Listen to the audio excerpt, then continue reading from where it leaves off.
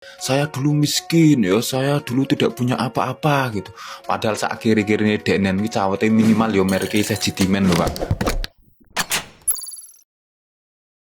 John LBF, bos idaman netizen sekalian, baru saja diterpa dengan kabar yang kurang mengenakan. Di Twitter lagi rame banget soal seseorang yang mengaku sebagai mantan karyawan dari John LBF. Singkatnya adalah pengakuan dari netizen satu ini mengatakan bahwa John LBF itu tidak sebaik apa yang ditampilkan dia di sosmed. Menurutnya, John LBF adalah bos yang memotong gaji karyawan dengan sesuka hati tanpa alasan yang jelas dan memecat karyawan tanpa memberikan hak terhadap karyawan tersebut. Intinya, pembahasan di Twitter itu lagi rame banget soal membahas bahwa John LBF itu tidak sebaik atau tidak seperti yang dia tampilkan di sosmednya. Oke, netizen sekalian, saya tidak akan memihak kemanapun, tidak pro dan juga tidak kontra terhadap bos John LBF ini. Sejujurnya saya nggak terlalu ngikutin dan nggak terlalu ngerti tentang konten-konten apa yang dia tampilkan di sosial medianya. Namun sebenarnya wajar aja kalau orang yang tampil di sosial media itu berbeda dengan kehidupan aslinya, apalagi kalau dia seorang public figure, apalagi kalau dia seorang content creator. Nggak ada orang yang benar-benar persis seperti aslinya di sosial media. Kalau pengakuan netizen yang mengatakan bahwa bos John LBF ini suka mencatin karyawan dan memotong gaji karyawan sesuka hati, itu menjadi evaluasi bagi John LBF dan perusahaannya. Karena bagaimanapun karyawan juga tetap punya haknya, dan sedangkan ilmu saya itu ada regulasi yang mengaturnya tentang hubungan karyawan dan bos. Jadi semua ada aturan mainnya. Cuma sampai di sini kita juga nggak tahu mana yang benar dan mana yang salah. Apalagi kita kenal John LBF ini cuma sebatas konten di sosial media saja. Jadi bersikap sewajarnya saja. Nggak perlu memuji berlebihan dan nggak perlu membenci secara berlebihan juga.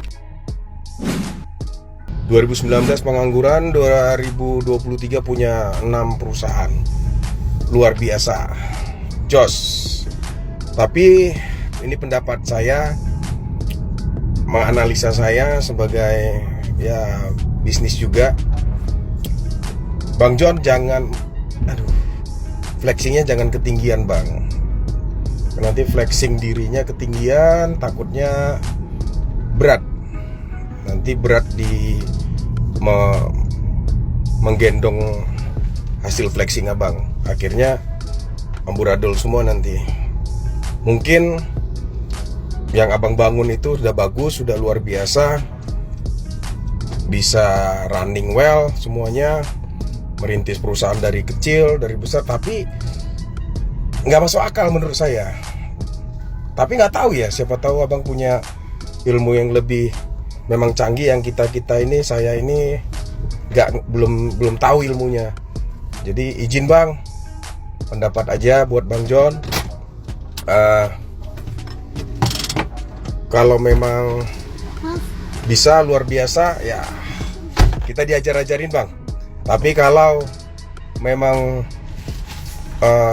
flexingnya ketinggian, hati-hatilah bang, karena banyak juga di TikTok ini teman-teman yang belum bisa menyaring, kecuali semuanya bisa menyaring apa yang abang sharing di TikTok, sehingga tidak jadi edukasi yang salah juga buat masyarakat, buat teman-teman. Jadi gitu aja bang, mudah-mudahan usaha abang lancar, jaya terus. Kalaupun seandainya abang terlanjur flexing, ya pinter-pinter manuver bang, supaya tidak terjadi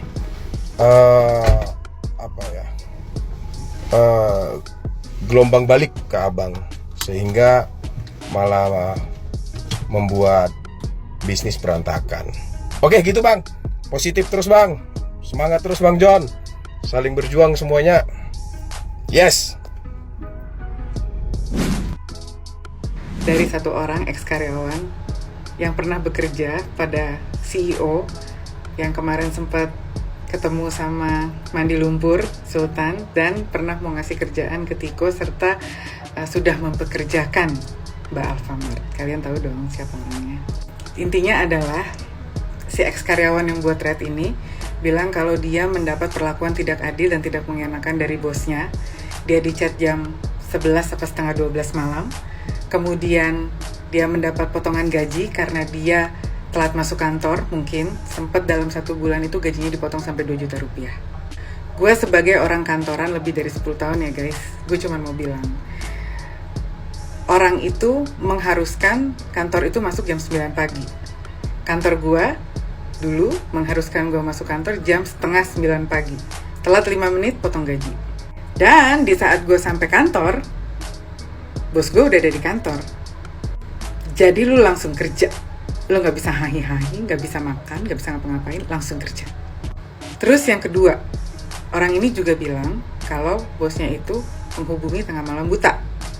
Bos gue juga beberapa kali sering menghubungi gue tengah malam buta. Tapi kalau misalnya memang gue gak bisa bales, ya gue gak akan bales. Dan kalau dia marah-marah, ya gue pasti akan memberikan penjelasan. Dan kalau misalnya dia gak dengerin gue, untungnya dia selalu dengerin sih. Dan reason gue memang masuk akal, Pak, mohon maaf saya udah tidur. Itu semua terjadi di kantor lama gue. Kalau kantor gue yang sekarang sangat-sangat fleksibel dan menyenangkan sekali. Jadi, kalau misalnya si ex karyawan ini gak suka kerja di sana, kenapa bertahan hampir 2 tahun? Keluar aja. Carilah pekerjaan yang memang nyaman untukmu, yang kalau kamu masuk telat mulu nggak akan dipotong gajinya. Atau buka usaha sendiri, jadi ngatur mau kerja jam berapa, pulang jam berapa, ya kan? Tapi di sisi lain gue menemukan satu akun Twitter yang terakhir aktif tahun 2014, kemudian aktif lagi kemarin, dan berusaha untuk membela si CEO dan perusahaannya itu. Jadi pengirim chat ini bilang kalau dia langsung naik gaji padahal baru bekerja 1 bulan, guys. Dan dia mengirimkan bukti chatnya yang ada tulisan, "Saya sayang kamu seperti adik saya sendiri." Guys, satu hal yang paling tidak boleh kita lakukan adalah menganggap orang kantor sebagai keluarga. Kalau ada kalimat menganggap seperti keluarga sendiri, cepat-cepat angkat kaki dari tempat itu. Kita kerja dibayar secara profesional dan kita juga harus profesional. Keluarga tidak profesional. Dan kalau misalnya memang ada isu yang kalian gak suka dari kantor, lapor ke instansi terkait, disnaker. Jangan bikin thread di Twitter. Itu salah. Tapi ini menurut gue loh ya. Nah, menurut gue gini sih, soal perkara yang Pak John tuh, pertama, kan kita nggak ada kenal nih ya, nggak ada yang kenal si mbak-mbak yang nge-spill masalah dia di kantornya Pak John itu siapa. Ya, bisa jadi dia bohong, tapi bisa jadi dia bener gitu loh, ya. Itu yang pertama. Jadi jangan percaya 100% dengan apa yang kalian tonton di internet atau apa yang kalian lihat di internet, kayak gitu. Yang kedua, kalau ngomongin masalah jam kerja, memang ya kita emang mesti disiplin sih. Dan gue dulu juga pernah kerja di bagian operasional, itu ada toleransi ya, toleransi keterlambatan. Jadi kalau misalkan gue udah telat lebih dari 5 menit, itu baru kena potong gaji, kayak gitu. Jadi kalau di gua dulu masih ada toleransinya, nggak langsung yang lu telat 1 menit aja langsung kena potong gaji. Tapi itu ya berdasarkan ketentuan atau kebijakan dari perusahaan itu sendiri, yang dimana perusahaan berhak untuk menentukan aturan itu masing-masing. Nah, kebetulan gua ya waktu itu dapat aturan kayak gitu. Cuma kalau misalnya kalian di tempat lain, kalian telat 1 menit aja kena potong gaji, nah itu kalian cek lagi di kontrak kerja kalian itu dikasih tahu atau enggak, ada aturan atau janji soal itu atau enggak, kayak gitu. Jadi bisa lihat kontrak kerjanya di awal gimana. Jadi nggak bisa langsung nyalahin perusahaan 100% ketika memang mereka menerapkan aturan seperti itu. Terlebih lagi yang gua tahu ya, memang secara peraturan pemerintah juga itu masih dibolehkan maksimal potong gaji itu sampai 50%, ya, dengan beberapa faktor dan alasan lah kenapa karyawan itu dipotong gaji.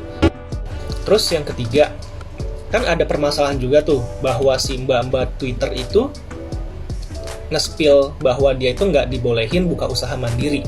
Ya intinya kayak gitulah ya yang gua tangkep gitu.